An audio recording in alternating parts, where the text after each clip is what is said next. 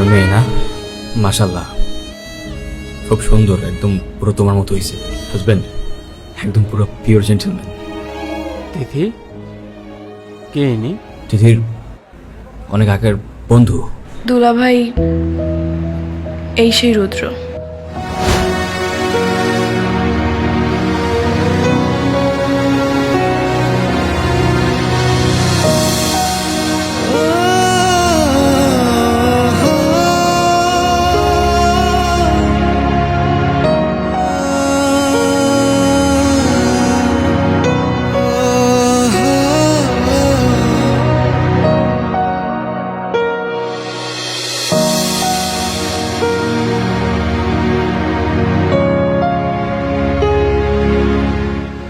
চলো রুদ্র, আর দেরি করা ঠিক হবে না। আমি কিভাবে ভেতরে যাব? আমার যে পুরো কলিজা ফিরে যাচ্ছে, আমি বুঝতে পারবো না, আমি পারবো না। আমি জানি এই কষ্টের বোঝা অনেক ভারী। আমি তোমাকে সান্ত্বনা দিব না, শুধু এতটুকু বলবো, মনে জোর রাখো। আন্টি এখনো অসুস্থ, তোমাকে তার সেবা যত্ন করতে হবে। তোমার বাবার লাশটা এই পাশে রাখা হয়েছে, আর তোমার মা ওই পাশে। তোমার মার পাশে তো তোমাকে থাকতে হবে বাবা, তোর মাকে তুমি সান্ত্বনা দিতে হবে। চল।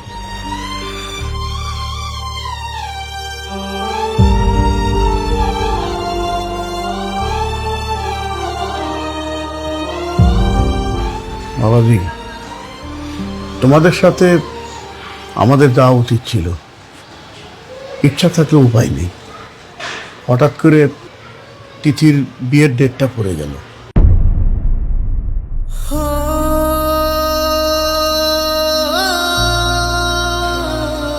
বিয়েটা ওর মামাই ঠিক করেছে, ছেলে ডাক্তার, খুব ভালো ছেলে। মানে সবকিছু কেমন তাড়াতাড়ি হয়ে যাচ্ছে। ড্রাইভার সব কোথায় গেল?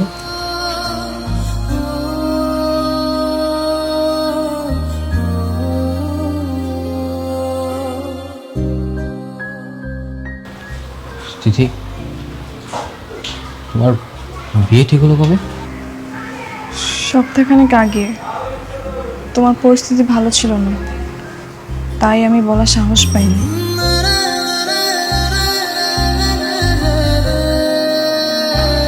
তিথি, ভালো থেকো, আমার জন্য দোয়া করো।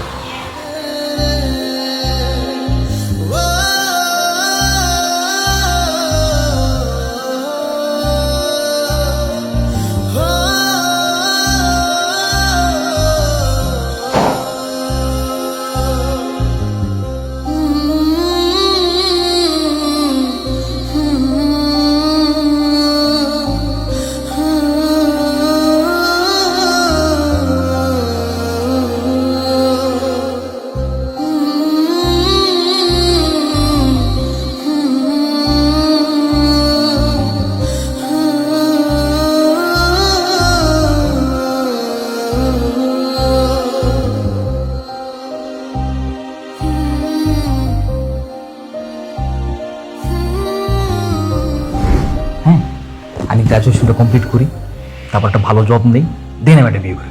তারপর আমার বউয়ের সাথে দিন রাত 24টা কোনো তুমি গল্প করো, কোনো সমস্যা নেই।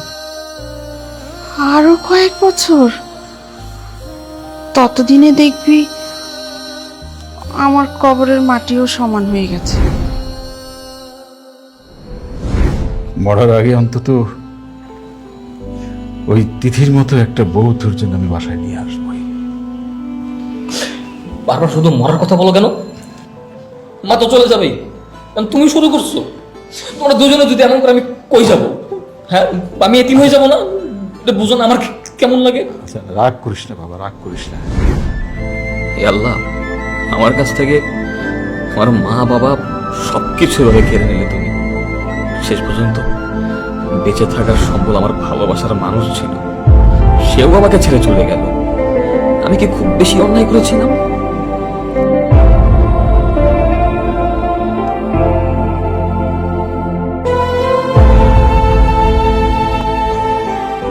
নম্বর রুটে যাবা? চলো, ভাড়া কত?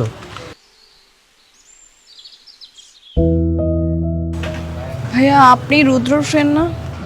হ্যাঁ, আপনি তিথি তাই না? হ্যাঁ ভাইয়া, রুদ্র কোথায়? আমি না ওকে খুঁজে পাচ্ছি না কোথাও। সেই যে আন্টিকে নিয়ে গ্রামে গেল, তারপর আর কোনো যোগাযোগ হয়নি। ওর নাম্বারটাও অফ। ও আমাকে বলেছিল জানাবে, কিন্তু কিছুই করলো না। প্রায় কয়েক বছরই তো হয়ে যাচ্ছে, আমি ওর কোনো খোঁজ পাচ্ছি না। সেই যে বাবা মারা যাওয়ার 1 মাস পর এসেছিল, তারপর থেকে ওর আর কোনো খোঁজই পাইনি। ওর নাম্বারটা তো বন্ধ। যোগাযোগ করার কি কোনো ব্যবস্থা নেই?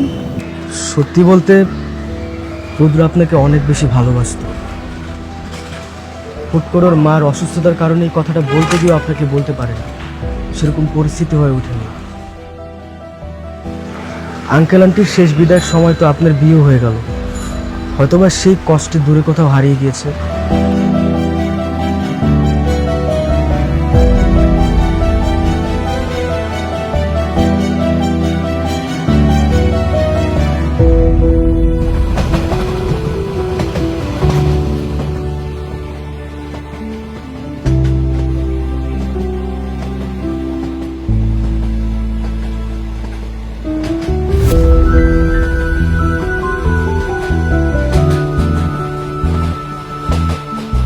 এই তিথি, এদিকে আসো।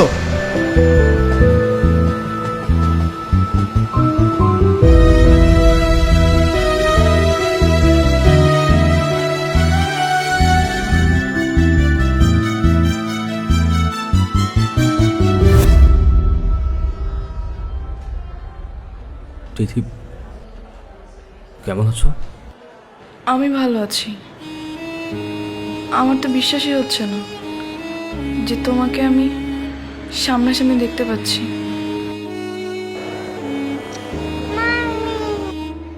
তোমার মেয়ে না? মাশাল্লাহ, খুব সুন্দর, একদম পুরো তোমার মতো হয়েছে। হাজবেন্ড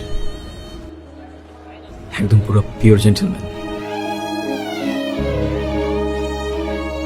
তিথি, কে ইনি? ফ্রেন্ড, তিথির অনেক আগের বন্ধু। দুলাভাই, এই সেই রুদ্র। কি ব্যাপার, তোমরা এখনো এখানে দাঁড়িয়ে আছো? ট্রেন এখনো আসেনি? না, ট্রেন আসতে মনে হয় একটু টাইম লাগবে। আসো মামা। আপনাকে খুব চেনা চেনা মনে হচ্ছে। আরে চেনা চেনা তো লাগবেই। ও হচ্ছে তিথি সেই না বলো ভালোবাসা, যার জন্য তিথি বিয়েটাই ভেঙে দিয়েছিল। ও আচ্ছা, আপনি সে? তিথির তাহলে বিয়ে হয়নি? না, হয়নি। চলো না, বাবুর জন্য কিছু খাবার নিচ্ছি।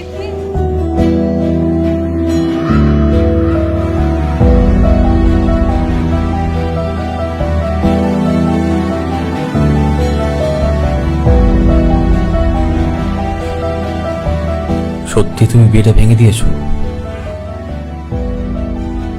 তো কি করব? বিয়ে না ভেঙে তো আর কোনো উপায় ছিল না। আমি এমন একটা বাবা মানুষকে ভালোবাসলাম যে আমাকে ভালোবাসলো ঠিকই, কিন্তু বলতে আর পারলো না। একবার বলতে তো পারতা রুদ্র। দেখো তিথি, বাস্তবতা অনেক কঠিন। ভালোবাসলেও সেই সময়টাতে ভালোবাসি বলার মতো সিচুয়েশন ছিল না। ছেলেটার মা মৃত্যুশয্যায় ছিল। দিন রাত 24টা ঘন্টা ছেলেটার মায়ের মৃত্যু ভয়ে তার দিন কাটত। ভাগ্যের কি দিন পরিয়ে দেন, ছেলেটার মায়ের আগে তার বাবা চলে যায়। ঠিক সেই সময় তোমার বাবা এসে বলে তোমার বিয়ে ঠিক হয়ে গেছে। তখন সেই ছেলেটার কি বা করার ছিল বলো? তাই বলে এভাবে হারিয়ে যাবা? যাকে ভালোবাসি তাকেই যদি না পাই, থেকেই বা কি করবো? তুমি জানো না রুদ্র, তুমি হারিয়ে যাওয়ার পর আমি তোমাকে প্রত্যেকটা সেকেন্ড, প্রত্যেকটা মিনিট কতটা মিস করেছি। তোমার কি একবার ওই তিথির কথা মনে পড়েনি? আমি হয়তো তোমাকে বলতে পারিনি, কিন্তু আমার একটা আত্মবিশ্বাস ছিল যে কোনো না কোনো দিন আমি তোমাকে পেয়ে যাব, আর সেই জন্য আমি এখনো বিয়েই করিনি।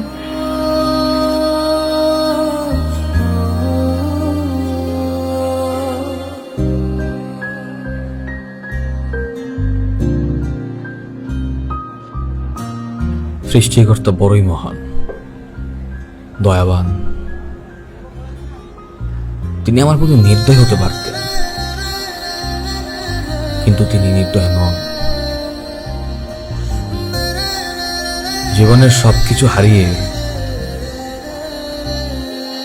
ছেলেটা যখন সৃষ্টিকর্তার কাছে বারবার মুক্তি চাইত, অতঃপর সৃষ্টিকর্তা তার ডাক শুনেছে। দেখো, আমার জীবনের সবকিছু সৃষ্টিকর্তা কেড়ে নিলেও বেঁচে থাকার জন্য আমার ভালোবাসার মানুষকে তিনি আবার ফিরিয়ে দিয়েছেন।